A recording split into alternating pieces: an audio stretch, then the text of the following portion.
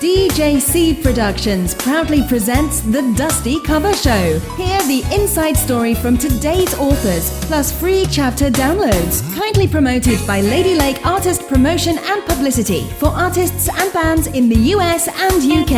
And now, here's Dusty Cover.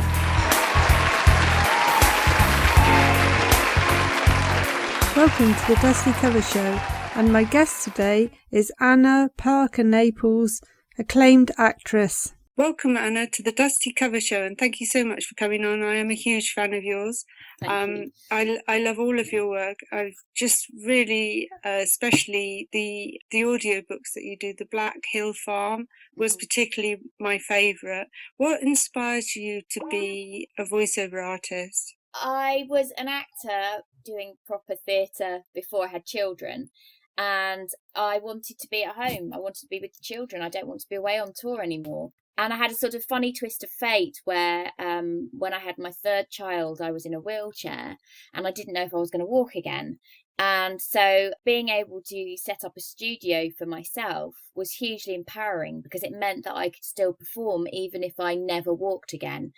And along the way, working as a voiceover artist and an audiobook narrator, it means that it's given me something to focus on that wasn't my health. And, you know, I still get to perform every day. And along the way, in the last 6 years, I've totally recovered and kind of found myself in this slightly crazy career, having just got back from Hollywood.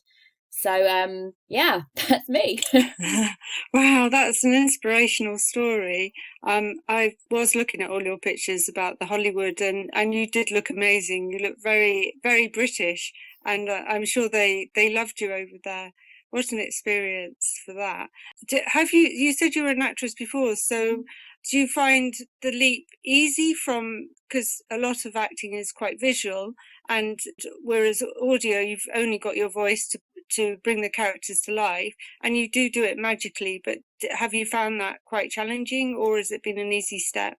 I think for me, I was always one of those children who at school wanted to be the one reading out loud. That's always been something I enjoyed and something I knew I was good at. And I wish the penny had dropped much sooner that this was a way that I could make a living. In terms of preparation and in terms of being an actor inside the booth, it's all about character preparation anyway, whether I'm on stage, whether I'm on film, whether I'm behind the microphone. And as long as you believe in that character for those moments, you are them, and as long as you believe in the story and the world you're creating, then I think you've won half the battle. You do that wonderfully, because you do transport people. As you know, I'm a dyslexic, so reading for me is quite a hard effort. To have the book read is such a relief, because you can.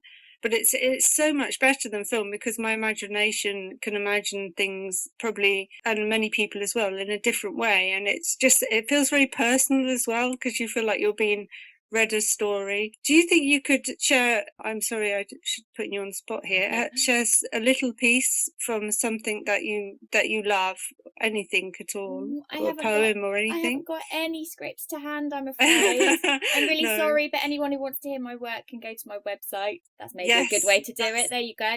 www.annaparkernaples.com. That's Naples like a city. And I've got, I don't know, about 50 samples of books that I've done in the last few years. And that's probably the best way to hear some of my work. Yeah, I mean, I feel very, very lucky to do what I do. And I think it's a really interesting moment for the audiobook industry, because more and more in America particularly, audiobooks are becoming a really popular choice for entertainment, as opposed to the sort of slightly older model in the UK that we had, where it was what British actors did when they weren't working. More and more younger people in a younger generation have now got Audible apps or Overdrive on their phones and are listening. The amount of content that's now being created and being downloaded to listen to is really exciting. And I think that there's now become, instead of it just a book that's read to you, I think there's a much stronger performance element too. And people are beginning to choose what books they listen to dependent on the narrator and whether they're a fan of the narrator, which is really interesting as an audiobook performer. Do you think the games industry was something to do with it? Because young people like games, and there's quite a lot of audio in the games industry. Have you ever thought of have you been a voiceover in the games? I do work in the gaming industry as well. Often we're not allowed to talk about which games we're in. They don't like a name. They don't always let us say. Game actually voice, yes, I suppose that is developing at a similar rate. Games are now given reviews very, very quickly for what the audio performance is. I also do motion capture, which is when you see the actors dressed in black with dots all over them, and then they're filmed ready for either film or animation or for video games. And again, that is going to become more of an audio experience where they're watching how our mouths move, how our faces change whenever we're talking. So yeah, I think there's just the advances in technology are phenomenal, and we're going to see, it's certainly in gaming more and more advancements. It sounds an exciting time to be doing it all and everything. So you're saying that you really, when you become when you're reading the character, you become that character, which is such a skill to have. So are there any characters that you begin to become really emotionally attached to, and if something horrible happens to them, or they die, or they don't turn out to be the people that you first thought they were, does that affect you, or do you just carry on? I genuinely get quite moved by passages of writing, not so much a character. It's just if something is incredibly well written, and it's sad that's happening, then that can be quite overwhelming, and you need to take a few deep breaths, pull yourself together and carry on. For example, I not so long ago I was recording a book where it wasn't a main character, but it was a very nice man. He had discovered he had a brain tumor, and he was saying goodbye to everyone, and that was really difficult to perform, because you go back into your own world and your own imagination when you're doing those, yeah, I've had lots of instances like that. I think I'd imagine it's like any type of creativity. When you really find your flow and you're totally into and absorbed by what you're doing, and nothing else is distracting you from performing or writing or art, painting, there's sort of magical moments that happen where you've sort of lost yourself in the story, and you suddenly realise, goodness, I've been narrating for 10 minutes and I hadn't even thought about it. I've just been in that story. Those moments are really special. So what do you consider as the most important part of a good story? Because you've read several now. So what is it that you think is the most important part that makes a best-selling audiobook? It's how well all of the writing flows. I mean, I've read some books, narrated some books that have been very well written. However, they don't flow off the tongue. The phrasing within a sentence, whilst very clever, wasn't easy to read, even for someone who's very used to speaking out loud. So having books where the sentences and the words flow makes a big difference to how well it comes across as an audiobook. But characters that make sense. It's like writing. Characters that make sense, characters that are believable, characters who are very clear in what they say. Who knows? I mean, it's like, you read a book, what's special, what works for you and what doesn't.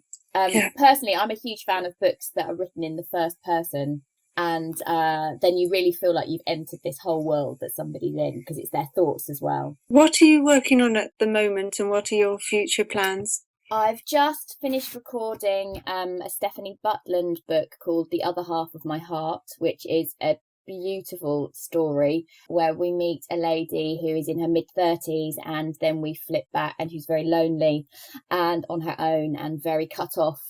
And we see her then through the rest of the story as a 17, 18-year-old falling in love and with her twin brother, not in love with her twin brother, but having a very happy teenage life. The book kind of propels you towards what happens to make her the way she's become. And again, that was one that really moved me. Other than that, I'm enjoying a nice break over Christmas. I'm not doing a lot of reading over Christmas. Kind of taking a break from that. Yes, talking of that, would you like to wish your family and your fans, one of your fans, happy Christmas? Yes. Happy Christmas and no, sorry, Happy New Year. 'Cause it's going out on New Year. Yeah, a happy new year to all my family, to Jessica and Gemma and Leo and Jeff and my parents. And yes, I will be back in the booth in just a few days' time. So it's nice to be home and resting. Are you reading anything that you're not making an audiobook? Are you reading anything for pleasure at the moment? Not at the moment. I find for most of this year, I've had at least 2 or 3 books in the pipeline. So I don't have time to read for pleasure. And that used to make me feel a little bit sad. And then I thought, well, actually, no, because I love my work. And when I read those books, I read them in detail and I read them with passion when I'm doing my preparation. But reading at the moment, in terms of fiction, it's like a busman's holiday. And I'm not, I do actually read a lot of sort of like self-help books and business books and things like that. And I listen to those through choice as well. To get back to the Black Hill Farm book, you made the characters so believable, and it is a really well written book as well, and it's quite dark and it's quite sinister, and I listened to bits, because obviously you can't listen to it all at once, but I listened to bits, and then I sort of carried the story around with me because it affected me quite a lot, because it was so wonderfully written and so wonderfully narrated. It was like a personal favorite of mine now. Do you have any personal favorites, or just enjoy them all? I did really enjoy Tim O'Rourke's Black Hill Farm and the sequel, Andy's Diary. They were really well written, and I found it quite easy to take those characters and make them fly. There weren't lots of characters, so the characters that were there were really clear, and the 3 of them were so different. And it was a challenge because, the main voice in the book is an older gentleman, and in many reviews it's kind of said, well, why would a young voice be narrating that? But I think when you get to Andy and you meet her as this kind of twisted 17-year-old, 16-year-old, and then she's in the subsequent book as well, and that's kind of her story, you understand why that choice was made. I have many favorites. Whenever people ask me, it's always the one I've just done. I've just worked on a really very funny chick lit series. I've got one left to go, which I believe I'm booked for. And the series is called, the first one is called A Night In with Audrey Hepburn, and the second one is A Night In with Marilyn Monroe. The third one will be Grace Kelly. And they're by a writer called Lucy Holiday, and they are the funniest chick lit books I have ever read. I literally laughed through reading, my first preparations and all through recording them. And they're kind of this, almost 30-something failed actress who didn't even want to be an actress. She imagines that she sees Hollywood stars in her tiny little flat when she goes home at night. Yeah, it's hysterical. So I'd really, really recommend those ones. Oh, it sounds wonderful. It sounds just like the sort of perfect book to spend an evening on your own, a glass of wine and a big box of chocolates. Hysterically funny, That yes. sounds lovely. I really enjoyed also the Baba Yaga's Daughter and Other Stories of the Old Races, which is a very mixed traditional story. I know this was one of your earlier ones, but this was the first one I'd heard of yours, and I was just an instant fan of your voice and the way that you could take a story and transport the listener to another world. So I worked out just before we spoke that was 50 books ago. That was my 5th book. It was my second paid book. That was a real journey for me, because it mentions as well the slight Russian accent. And I can't tell you, and they don't actually mention the slight Russian accent until the last few pages.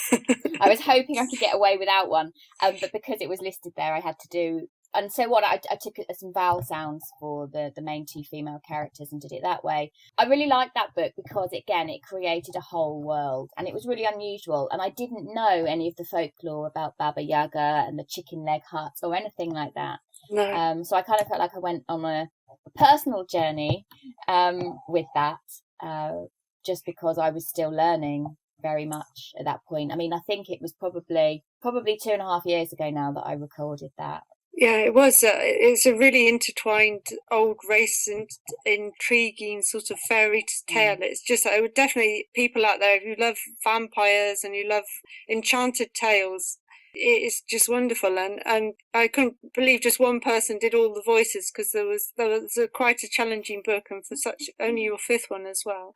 I know we're nearly out of time, but I did want to ask you about Garden, because that was, of course, my book, and which was edited by Dan Thompson, who's a brilliant British poet and wonderful, kind-hearted soul. I just so grateful for you and Dan for bringing Garden to life, but I'm not even sure. I'm too nervous to even ask. Well, I really enjoyed it, and I enjoyed it because everybody knows The Secret Garden, and this was a slight twist to it. So whilst on the one hand you think you know what's coming, you don't really, and so that was really interesting. And because Aberdeen starts not even, I want to say, in a different world. It's not a different world. She starts in outer space. You don't know what that means and how that's going to reflect itself in the rest of the story, and yet you still come back to the same characters that you've read and sort of grown up knowing who they are, and how they explore this strange environment. So I really enjoyed it from that perspective. I worked with, on that particular one, I produced it as well, and worked with a fantastic editor. We really enjoyed putting that one together. Thank you very much, because you were the perfect voice for Aberdeen, and I was just delighted by Mrs. Merriweather, the way you did that as well. It was just wonderful. It was a real gift, something, that life-changing and inspiring. I've taken so much of your time, and you've been very patient. So thank you so much, Anna. You're welcome. Thank you for having me. Now here's a special treat. Douglas Coleman introducing his song, Give Something. Hi, this is Douglas Coleman, and you're listening to the Dusty Cover Show. Please enjoy my song, Give Something to Me.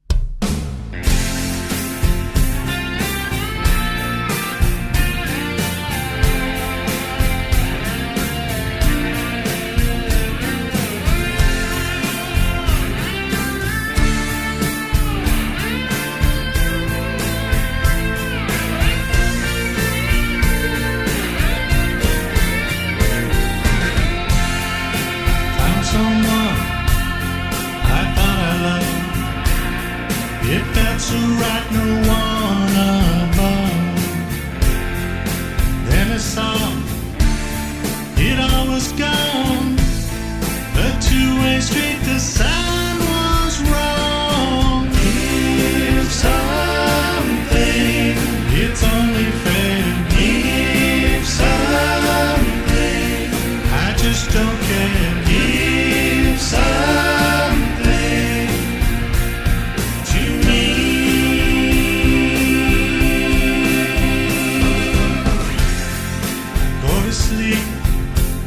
So nothing's wrong. I'll find a way to be more strong. I can't stay, I'll say goodbye, so I can give another try. Give something, it's only fair now. Give something, I just don't care now. Give something to me.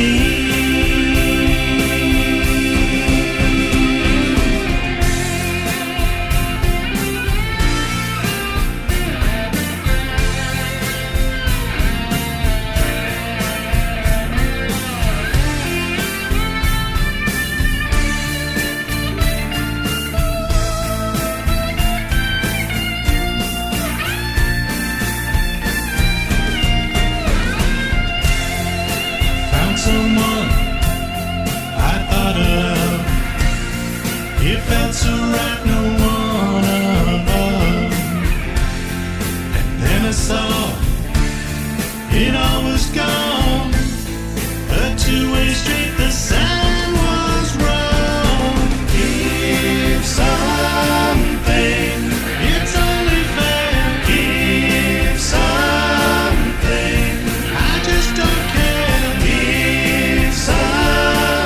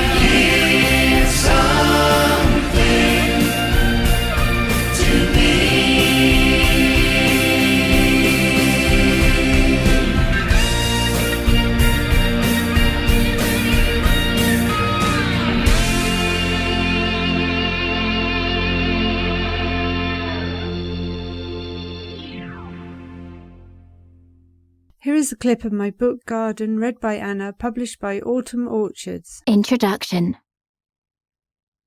My name is Aberdeen. I was born on my father's spaceship far out in the galaxy, unaware of the history of our home planet until I grew older. My robot taught me that a star had exploded many years ago, which generated a supernova. A vast gamma-ray burst, seconds long. It had brutal consequences, which affected all life on Earth. My father, along with other elite, was shocked at the accident unfolding below. The people of Earth were helpless as the ozone layer dissolved and ultraviolet light damaged life to the core of its DNA. Chemical reactions in the atmosphere created large amounts of gas, forming a brown, poisonous acid smog that led to vast environmental changes, such as acid rain. The sun's light became blocked by the smog, forcing the climate to cool on a global scale. Many died, and many more were affected by radiation poisoning. Initially, much of the plant life survived the acid rain, even benefiting in places from the added nitrogen. However, the cold snap that followed laid waste to much of it. The people of Earth pulled together to save and preserve as many natural life forms as they could. Hiding underground, they blocked entrances and placed large units that were made to clean and purify the air. My parents and I lived the high life safely in space as they struggled to survive, whilst around them, the world died. Technology transformed to allow above-ground living again. By using biodomes, which contained a man-made atmosphere, the air and the soil were cleaned and recycled. Huge advances in robotics and machine technology meant that the domes could be expanded daily from using bare minerals found in the rocks and soil. A network of trains ran between the domes, which were gradually growing to recover lost land and environment. Outside the domes, the air contained a toxic mix of nitrous oxide. My robot told me that the atmosphere would repair itself in time. On my father's spaceship, there was a disaster, and my sanctuary was lost. Everything was new for me, orphaned and confused. It took a garden, a secret garden, for me to witness the magical resilience of human nature, of human survival. And without it, my life would surely have been meaningless. It took a great tragedy for the real me to surface. This is my journey. Chapter 1. Left alone. Deep in space, Aberdeen sat on a balcony overlooking a grand party her mother hosted. Everyone wore their finest clothes. The music was loud, a type of remixed jazz. Aberdeen searched her mother out among the crowd of guests. Upon spotting her, she gazed at her mother's attire, a long silk dress, the colour of shock blue. This was matched by elaborate feathers and sparkling jewels that hung in her blue hair. Her mother's hair swung down her back, which highlighted her large dragon tattoo. Aberdeen eyed the lead in her mother's hand and followed it to the golden robot dog sat beside her. It was tall and thin, and even from where Aberdeen sat, she could see the cogs moving inside it as if it had a tiny heart beating. Aberdeen's mother laughed gaily. She had the full attention of a young officer with braided hair, who was smartly dressed in his green and gold uniform. As he chuckled along, his head dropped back and a cool, thin line of rose-smelling cigarette smoke slid from the corner of his mouth. Aberdeen continued to watch the party from above. As usual, there was no sign of her father. Probably in the engine room of the ship, she guessed. She browsed at all the fresh fruit and flowers in the tall bowls and glasses decorating the table. She knew that they had been picked up the last time the ship had docked at one of the satellite stations. She had learnt that the fragrant exotic flowers had been grown in large artificial garden domes, and she longed to see one. She looked down in awe at the musicians. A large man sat at a glass piano.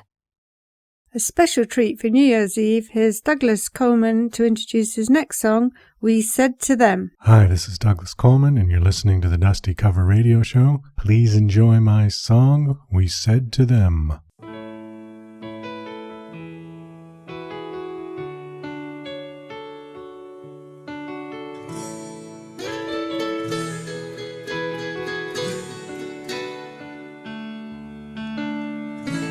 My love for you is all I know how to do. If you go, I won't survive. Oh no. My love for you is real and new. If you go, I'm not alive. Oh no. Oh no. We said to them, we don't have to pretend. You said it feels so right. We said to them, there's no need to defend a love that shines so bright.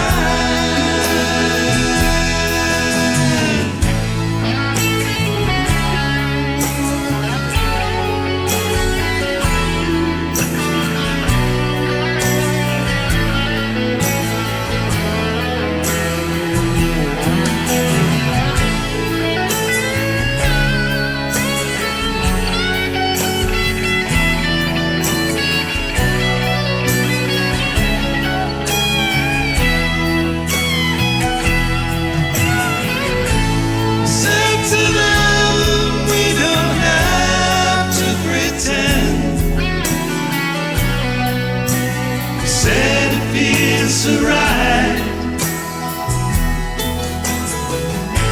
We said to them, there's no need to defend